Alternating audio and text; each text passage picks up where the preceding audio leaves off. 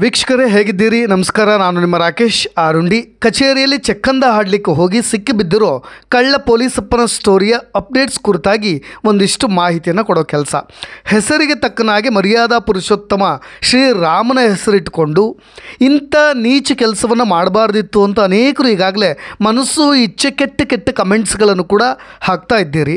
Social ಮೀಡಿಯಾಗಳಲ್ಲಿರ್ಬೋದು ಅಥವಾ Instagram, Facebook ಪ್ಲಾಟ್ಫಾರ್ಮ್ಗಳಲ್ಲಿರ್ಬೋದು ಅನೇಕರು ಈಗಾಗಲೇ ಈ ಪೊಲೀಸಪ್ಪನ ಕುರಿತಾಗಿ ಒಂದಿಷ್ಟು ಟ್ರೋಲ್ಗಳನ್ನು ಕೂಡ ಮಾಡ್ತಾ ಇದ್ದೀರಾ. ತರಹೇವಾರಿ ಜೊತೆಗೆ ಬಣ್ಣದ ಕಲರ್ಫುಲ್ ಕಮೆಂಟ್ಸ್ಗಳನ್ನು ಕೂಡ ಹಾಕ್ತಾ ಇದ್ದೀರಾ.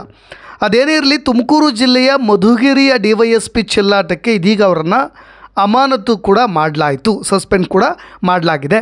ಇದಕ್ಕೆ ಸಂಬಂಧಪಟ್ಟಂತೆ IGP ಅಲೋಕ್ ಮೋಹನ್ ಅವರು ಕೂಡ ಒಂದು ಆದೇಶವನ್ನು ಕೂಡ ಹೊರಡಿಸಿದ್ದಾರೆ. ಇದ್ರ ಬೆನ್ನಲ್ಲೇ ಇದೇ DYSP ರಾಮಚಂದ್ರಪ್ಪ ಅವ್ರನ್ನು ಕೂಡ ಬಂಧನ ಮಾಡಲಾಗಿದೆ. ಅದರ ಕುರಿತಾಗಿ ಅಪ್ಡೇಟ್ಸ್ ಕೂಡ ನಿಮಗೆ ಸಿಕ್ಕಾಗಿದೆ. ಆದರೂ ಕೂಡ ರಾಮಚಂದ್ರಪ್ಪನ ದರ್ಪ ಕಮ್ಮಿ ಆಗಿಲ್ವಾ? ಜೊತೆಗೆ ಇದೇ DYSPಯನ್ನು ನಾಮಕಾವಸ್ಥೆಗೆ ಅರೆಸ್ಟ್ ಮಾಡಲಾಗಿದೆಯಾ? ಆರೋಪಿಯನ್ನು ನಡೆಸಿಕೊಳ್ಳೋ ಬಗ್ಗೆ ಹೀಗ ಅನ್ನೋ ಪ್ರಶ್ನೆಗಳು ಕೂಡ ಈಗ ಹೇಳ್ತಾ ಇವೆ.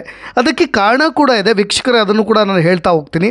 ಈಗಾಗಲೇ ರಾಮಚಂದ್ರಪ್ಪ ಬಳಿ ಇದ್ದಂಥ ಪೊಲೀಸ್ ಇಲಾಖೆಯ ಗನ್ ಆಗಿರ್ಬೋದು, ಜೊತೆಗೆ ಅವರು ಬಳಸ್ತಾ ಇದ್ದಂಥ ಇಲಾಖೆಯ ಸಿಮ್ ಕಾರ್ಡ್ ಆಗಿರ್ಬೋದು, ಜೊತೆಗೆ ಬಳಸ್ತಾ ಇದ್ದಂಥ ಪೊಲೀಸ್ ಜೀಪನ್ನು ಕೂಡ ವಾಪಸ್ ಪಡೆಯುವಂತೆ ಈಗಾಗಲೇ ಪೊಲೀಸ್ ಇಲಾಖೆ ಹಿರಿಯ ಅಧಿಕಾರಿಗಳು ಕೂಡ ನಿರ್ದೇಶನವನ್ನು ನೀಡಲಾಗಿದೆ. ಅದಕ್ಕೆ ಸಂಬಂಧಪಟ್ಟ ಹಾಗೆ ಅದನ್ನು ವಾಪಸ್ ಕೂಡ ಪಡೆಯಲಾಗಿದೆ. ಇನ್ನು ಮಧುಗಿರಿಯ ಸರ್ಕಾರಿ ಆಸ್ಪತ್ರೆಯಲ್ಲಿ ಇದೇ ಅತ್ಯಾಚಾರದ ಕೇಸ್ಗೆ ಸಂಬಂಧಪಟ್ಟ ಹಾಗೆ ಮೆಡಿಕಲ್ ಚೆಕಪ್ ಕೂಡ ನಡೆಸಲಾಗಿದೆ.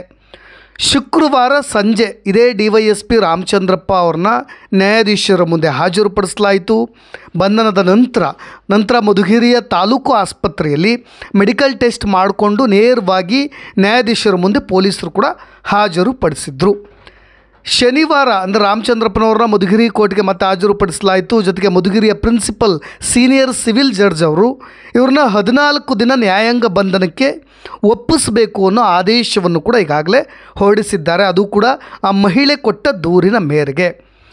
ಈತ ತನ್ನನ್ನು ದುರುಪಯೋಗ ಪಡಿಸ್ಕೊಂಡ, ಪುಸಲಾಯಿಸಿದ, ಜೊತೆಗೆ ಅದೇ ಪೊಲೀಸ್ ಠಾಣೆಯಲ್ಲಿ ತನ್ನನ್ನು ಲೈಂಗಿಕ ಕ್ರಿಯೆಗೆ ಬಳಸ್ಕೊಂಡ ಅನ್ನೋ ಒಂದಿಷ್ಟು ಕಂಪ್ಲೇಂಟ್ಸ್ ದೂರಿನ ಮೇರೆಗೆ ಇದೇ ರಾಮಚಂದ್ರಪ್ಪ ಅವ್ರನ್ನ ಬಂಧನ ಮಾಡಿದ್ದಕ್ಕೆ ಸಲುವಾಗಿ ಈಗ 14 ದಿನ ನ್ಯಾಯಾಂಗ ಬಂಧನ ಅಂದರೆ ಪೊಲೀಸ್ ಕಸ್ಟಡಿಗೆ ಅವ್ರನ್ನ ಒಪ್ಪಿಸಲಾಗಿದೆ. ನ್ಯಾಯಾಧೀಶರು ಕೂಡ ವಾದ ಪ್ರತಿವಾದ ಆಲಿಸಿದ ಬಳಿಕ ಈ ರೀತಿಯಾದಂಥ ಆದೇಶವನ್ನು ಕೂಡ ನೀಡಿಬಿಟ್ರು.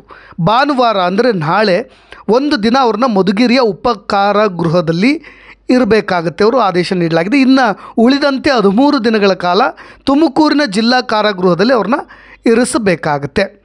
ವೀಕ್ಷಕರೇ, ಈ ರಾಮಚಂದ್ರಪ್ಪನ ಕೈಯಾಲಿ ಚಾಳಿ ಜೊತೆಗೆ ಅವರ ವರ್ತನೆಗಳು, ಜೊತೆಗೆ ಪೊಲೀಸ್ ಠಾಣೆಯಲ್ಲೇ ಅವರು ಆ ಮಹಿಳೆಯನ್ನು ಬಳಸ್ಕೊಂಡಿದ್ದರ ಕುರಿತಾಗಿ ಅನೇಕ ಥರದ ಮಾತುಗಳನ್ನು ಆಡ್ತಾ ಇದ್ದಾರೆ. ಇದರ ಕುರಿತಾಗಿ ನಾನೇ ಕೂಡ ಅಪ್ಡೇಟ್ಸ್ ಕೊಟ್ಟಿದ್ದೆ. ಆ ವಿಡಿಯೋನ ಮಾಡಿದವರು ಬೇರೆ ಹೊರಗಿನವರು ಯಾರೂ ಅಲ್ಲ, ಅದೇ ಸ್ಟೇಷನ್ನ ಪೊಲೀಸ್ ಕಾನ್ಸ್ಟೇಬಲ್ಗಳೇ ಈತನ ರಂಪಾಟವನ್ನು ನೋಡಿ, ಈತನ ಚೆಲ್ಲಾಟವನ್ನು ನೋಡಿ, ಈತನ ಕೈಯಾಲಿ ಚಾಳಿಯನ್ನು ನೋಡಿ ಸುಸ್ತಾಗಿ ಹೋಗಿಬಿಟ್ಟಿದ್ರು. ಅದಕ್ಕೆ ಈ ರೀತಿಯಾಗಿ ಅವರು ದೃಶ್ಯವನ್ನು ಚಿತ್ರೀಕರಿಸಿಕೊಂಡ್ರು ಅಂತ. ಸ್ಟೇಷನ್ ಶೌಚಾಲಯವನ್ನೇ ತನ್ನ ಅಡ್ಡವನ್ನಾಗಿ ಮಾಡಿಕೊಂಡಿದ್ದಂಥ DYSP ಅವರ ಕಾಮಕೇಳಿ ಬಗ್ಗೆ ಒಂದಿಲ್ಲೊಂದು ಬಗೆಯ ಕಥೆಗಳು ಹೊರಗೆ ಬರ್ತಾ ಇವೆ. ನಾನು ಹೇಳಿದ್ನಲ್ಲ ಆರಂಭದಲ್ಲಿ, ಶೌಚಾಲಯವನ್ನೇ ಅಡ್ಡ ಮಾಡಿಕೊಂಡಿರೋದು ಅಂದರೆ ನೀವೆಲ್ಲರೂ ಕೂಡ ಕಲ್ಪನೆ ಮಾಡ್ಕೊಳ್ಬೇಕಾಗತ್ತೆ. ಒಬ್ಬ ಪೊಲೀಸ್ ಠಾಣೆಗೆ ನಾನು ಬಹಳಷ್ಟು ಪೊಲೀಸ್ನವರು ಇದ್ದಾರೆ, ತುಂಬ ನಿಷ್ಠಾವಂತ ಅಧಿಕಾರಿಗಳಿದ್ದಾರೆ, ಅದರ ನಡುವೆ ಭ್ರಷ್ಟ ಅಧಿಕಾರಿಗಳನ್ನು ಕೂಡ ಕಾಣಸಿಗ್ತಾ ಇರ್ತೀವಿ. ಈ ಥರದ ಕೆಟ್ಟ ಕೆಲಸಗಳಿಗೆ ಹೋದರೆ ಸಾಕಪ್ಪ ಅವರಿಂದ ಲಂಚವನ್ನು ಪೀಕುವಂಥ, ಜೊತೆಗೆ ಅಮಾಯಕರ ಬಡವರ ರಕ್ತವನ್ನು ಹೀರುವಂಥ ಪೊಲೀಸ್ ಅಧಿಕಾರಿಗಳು ಕೂಡ ಇದ್ದಾರೆ. ನಾವು ಬಹಳಷ್ಟು ನಿಷ್ಠಾವಂತ ಮಧುಕರ್ ಶೆಟ್ಟಿ ಅಂತ ಪೊಲೀಸ್ ಅಧಿಕಾರಿಗಳನ್ನು ಕೂಡ ಕಂಡಿದ್ದೇವೆ. ಈ ರೀತಿಯ ಪೊಲೀಸ್ ಅಧಿಕಾರಿಗಳು ಕೂಡ ನಮಗೆ ಅಚ್ಚರಿಯನ್ನು ಕೂಡ ಮೂಡಿಸಬಲ್ಲರು. ಈ ಪೊಲೀಸ್ ಅಧಿಕಾರಿ ಬಾತ್ರೂಮನ್ನೇ ತನ್ನ ಬೆಡ್ರೂಮನ್ನು ಮಾಡ್ಕೊಂಡ್ಬಿಟ್ಟಿದ್ದ ಅನ್ನೋ ಆರೋಪಗಳು ಕೇಳಿಬರ್ತಾ ಇವೆ. ಅದನ್ನು ಕೇಳಿಬಿಟ್ರೆ ಆ ಪೊಲೀಸ್ ಅಧಿಕಾರಿಯ ತೆರೆಮರೆಯ ಹಿಂದಿನ ಭಯಾನಕ ಕಥೆಗಳನ್ನು ನೆನಪು ಮಾಡ್ಕೊಳ್ಬೇಕಾಗತ್ತೆ. ಅವನ್ನ ಊಹೆ ಮಾಡಿದ್ರು ಕೂಡ ಅಚ್ಚರಿ ಅಂತ ಅನಿಸುತ್ತೆ ಸಹಜ. ಯಾಕೆಂದರೆ ಏನೆಲ್ಲ ಕೃತ್ಯಗಳನ್ನು ಮಾಡಿರ್ಬೋದು, ಏನೆಲ್ಲ ಈ ರೀತಿಯಾದಂಥ ಅಸಹ್ಯಕರ ಚಟುವಟಿಕೆಗಳು ಕೂಡ ಅಲ್ಲಿ ನಡೆದಿರಬಹುದು ಅನ್ನೋದನ್ನ ನಾವು ಸುಮ್ಮನೆ ಊಹೆ ಮಾಡಿಕೊಳ್ಳಬಹುದು. ಶೌಚಾಲಯವನ್ನೇ ಅಡ್ಡ ಮಾಡಿಕೊಂಡಿದ್ದಂಥ ಇಂಥ ಕಾಮಚಂದ್ರಪ್ಪನಿಗೆ ಸದ್ಯ ಜೈಲು ವಾಸವೇ ಗತಿಯಾಗಿದೆ. ಈಗಾಗಲೇ ಮೆಡಿಕಲ್ ಟೆಸ್ಟ್ ವೇಳೆಯಲ್ಲೂ ಕೂಡ ಒಂದು ಅವಾಂತರ ನಡೆದಿರೋದು, ಅದನ್ನು ನೀವು ಕೂಡ ಗಮನಿಸಬಹುದು.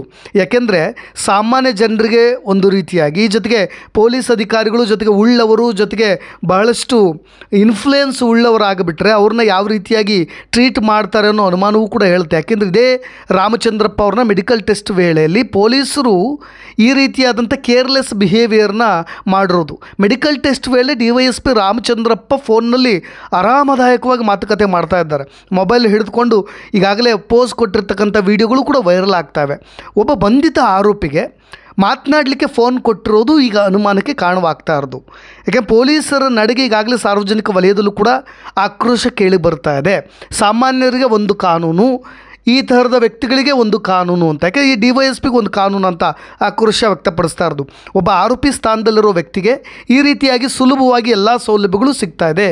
ಆತ ಯಾರು ಲಂಗು ಲಗಾಮಿಲ್ಲದೆ ಆರಾಮವಾಗಿ ಓಡಾಡ್ತಾ ಇರೋದನ್ನು ನೋಡಿಬಿಟ್ರೆ, ಆರಾಮಾಗಿ ಫೋನ್ ಕಾಲ್ನ ಮಾಡೋದನ್ನು ನೋಡಿಬಿಟ್ರೆ ಆತನಿಗೆ ಪೊಲೀಸ್ ಕಸ್ಟಡಿಯಲ್ಲೂ ಕೂಡ ಆ ಥರದ ಟ್ರೀಟ್ಮೆಂಟ್ ಸಿಗ್ಲಿಕ್ಕೆ ಸಾಧ್ಯವೇ ಇಲ್ಲ. ಆತ ಸುಲಭವಾಗಿ ಹೊರಗೆ ಬರ್ತಾನೆ ಅನ್ನೋ ಅನುಮಾನಗಳನ್ನು ಈಗ ಹುಟ್ಟು ಹಾಕ್ತಾ ಇರೋದು.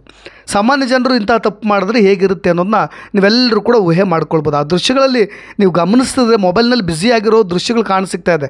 ರಾಮಚಂದ್ರಪ್ಪ ಅವ್ರ ಬಂಧನ ಸುಮ್ಮನೆ ಒಂದು ಡ್ರಾಮಾ ಕ್ರಿಯೇಟ್ ಮಾಡಲಿಕ್ಕೆ ಅಷ್ಟೇ. ಆ ಮಹಿಳೆ ಕಂಪ್ಲೇಂಟ್ ಕೊಟ್ಟಿರೋದು, ಈಗ ಪೊಲೀಸ್ನವ್ರು ಬಂಧಿಸಿರೋದು, ಇವೆಲ್ಲವೂ ಕೂಡ ಒಂದು ಹೈ ಡ್ರಾಮಾ ಅಂತ ಅನಿಸುತ್ತೆ. ಪೊಲೀಸ್ನವರು ಇದನ್ನು ನೋಡಿಕೊಂಡು ಯಾಕೆ ಸೈಲೆಂಟ್ ಆಗಿಬಿಟ್ಟಿದ್ದಾರೆ, ಗಪ್ಚುಪ್ ಯಾಕೆ ಆಗಿದ್ದಾರೆ ಅನ್ನೋ ಪ್ರಶ್ನೆ ಹೇಳುತ್ತೆ. ಮೆಡಿಕಲ್ ಚೆಕಪ್ ವೇಳೆ ಈ ರೀತಿಯಾಗಿ ಆ ಪೊಲೀಸ್ ಅಧಿಕಾರಿಗೆ ಮೊಬೈಲ್ ಕೊಟ್ಟಿದ್ದು ಯಾಕೆ? ಇವರಿಗೇನಾದರೂ ಸಪ್ರೇಟ್ ರೂಲ್ಸ್ ಏನಾದರೂ ಇದೆಯಾ? ಅಥವಾ ಪೊಲೀಸ್ ಇಲಾಖೆ ಇಂಥ ಅಧಿಕಾರಿಗಳಿಗೆ ಬೆಂಬಲವನ್ನು ಕೊಡ್ತಾ ಇದೆಯಾ, ಸಪೋರ್ಟ್ ಮಾಡ್ತಾ ಇದೆಯಾ ಅನ್ನೋ ಒಂದಿಷ್ಟು ಅನುಮಾನಗಳು ಕೂಡ ಹೇಳುತ್ತೆ. ಯಾಕೆಂದರೆ ಈಗ ಮಹಿಳೆ ಕೊಟ್ಟಿರೋ ದೂರಿನ ಮೇರೆಗೆ ಆ ಪೊಲೀಸ್ ಅಧಿಕಾರಿಯ ಮೇಲೆ ಬಿದ್ದಿರೋ ಸೆಕ್ಷನ್ಸ್ಗಳು ಒಂದು 68, 68, 75, 79 ಅತ್ಯಾಚಾರದ ಕೇಸ್ ಅಡಿಯಲ್ಲಿ ಇದೇ ಮಧುಗಿರಿ ಪೊಲೀಸ್ ಠಾಣೆಯಲ್ಲಿ ಕೇಸ್ ದಾಖಲಾಗಿರೋದು. ಸಾಮಾನ್ಯ ಕೇಸ್ ಅಲ್ಲ, ಆ ಒಂದು ಲೈಂಗಿಕ ದೌರ್ಜನ್ಯದ ಕೇಸನ್ನು ದಾಖಲು ಮಾಡಿರೋದು. ಆ ವ್ಯಕ್ತಿಗೆ ಪೊಲೀಸ್ ಅಧಿಕಾರಿ ಆಗಿರ್ಬೋದು, ಆದರೆ ತಪ್ಪೆ ಆ ವ್ಯಕ್ತಿಯನ್ನು ಹೇಗೆ ಟ್ರೀಟ್ ಮಾಡಬೇಕೋ ಅದೇ ರೀತಿಯಾಗಿ ಟ್ರೀಟ್ ಮಾಡಬೇಕಾಗಿತ್ತು ಅನ್ನೋದಷ್ಟೇ ಎಲ್ಲರ ಆರೋಪ. ಈಗ ಇದಾದ ನಂತರ ಈ ದೂರಿನ ಮೇರೆಗೆ ಮಧುಗಿರಿಯ ಉಪವಿಭಾಗ DYSP ರಾಮಚಂದ್ರಪ್ಪ ಅವರು ಇನ್ನು ಕಂಬಿಯನ್ನು ಎಣಿಸಬೇಕಾಗುತ್ತೆ. ಸದ್ಯದ ಮಟ್ಟಿಗೆ ಪೊಲೀಸ್ ಕಸ್ಟಡಿ, ಅದಾದ ನಂತರ ಏನೆಲ್ಲ ಆಗಬಹುದು, ಏನೆಲ್ಲ ಬದಲಾವಣೆಗಳಾಗಬಹುದು ಅನ್ನೋದನ್ನು ಕೂಡ ನಾವು ನಿರೀಕ್ಷೆ ಮಾಡಬೇಕಾಗತ್ತೆ. ಆದರೆ ಕನಿಷ್ಠ ಪಕ್ಷದ ಒಂದು ಎಥಿಕ್ಸ್ನ ಜೊತೆಗೆ ಕನಿಷ್ಠ ಪಕ್ಷದ ಕೆಲವೊಂದು ನೈತಿಕ ಮೌಲ್ಯಗಳನ್ನು, ರೂಲ್ಸನ್ನು ಫಾಲೋ ಮಾಡಬೇಕಾಗತ್ತೆ ಪೊಲೀಸ್ ಇಲಾಖೆ. ಇಲ್ಲದಿದ್ದರೆ ಈ ರೀತಿಯಾಗಿ ಟೀಕೆಗೆ ಗುರಿಯಾಗಬೇಕಾಗತ್ತೆ, ಜನಸಾಮಾನ್ಯರ ಕೆಂಗಣ್ಣಿಗೆ ಗುರಿಯಾಗಬೇಕಾಗತ್ತೆ. ಇನ್ನು ಮಹಿಳೆ ಕೊಟ್ಟಿರೋ ದೂರಿನಲ್ಲಿ ಸ್ಪಷ್ಟವಾಗಿ ಉಲ್ಲೇಖವಾಗಿದೆ, ತನ್ನನ್ನು ಹೇಗೆ ಯಾವ ರೀತಿಯಾಗಿ ಪುಸಲಾಯಿಸಿ ಪೊಲೀಸ್ ಠಾಣೆಗೆ ಕರೆಸ್ಕೊಳ್ತಾ ಇದ್ರು, ಜೊತೆಗೆ ಯಾವ ರೀತಿಯಾಗಿ ಶೌಚಾಲಯ ಕರೆದುಕೊಂಡು ಹೋಗಿ ನನಗೆ ಆ ರೀತಿಯ ಕಿರುಕುಳವಾಗಿ ಕೆಟ್ಟ ರೀತಿಯಾಗಿ ಕಿರುಕುಳವನ್ನು ಕೊಟ್ಟರು ಅನ್ನೋದನ್ನು ಕೂಡ ಮಹಿಳೆ ಸ್ಪಷ್ಟವಾಗಿ ಉಲ್ಲೇಖ ಮಾಡಿರೋದ್ರಿಂದ ಮುಂದಿನ ಈ ಕೇಸ್ನ ನಡೆ ಯಾವ ರೀತಿಯಾಗಿ ಬದಲಾಗಬಹುದು ಅನ್ನೋದ್ರ ಕುರಿತಾಗಿಯೂ ಕೂಡ ಒಂದಿಷ್ಟು ಅಪ್ಡೇಟ್ಸ್ಗಳೊಂದಿಗೆ ಮತ್ತೆ ಬರ್ತೀನಿ. ಈ ಕೇಸ್ಗೆ ಸಂಬಂಧಪಟ್ಟ ಹಾಗೆ, ಈ ವ್ಯಕ್ತಿಯ ದೌರ್ಜನ್ಯಕ್ಕೆ ಸಂಬಂಧಪಟ್ಟ ಹಾಗೆ ನಿಮ್ಮ ಅಭಿಪ್ರಾಯಗಳನ್ನು ಕೂಡ ಖಂಡಿತವಾಗಿಯೂ ತಿಳಿಸಿ ಅಂತ ಹೇಳ್ತಾ, ಇದೇ ರೀತಿಯಾದಂಥ ಇನ್ನಷ್ಟು ಅಪ್ಡೇಟ್ಸ್ಗಳೊಂದಿಗೆ ಮತ್ತೆ ಬರ್ತೀನಿ. ನಾನು ರಾಕೇಶ್ ಆರುಂಡಿ, ಧನ್ಯವಾದ.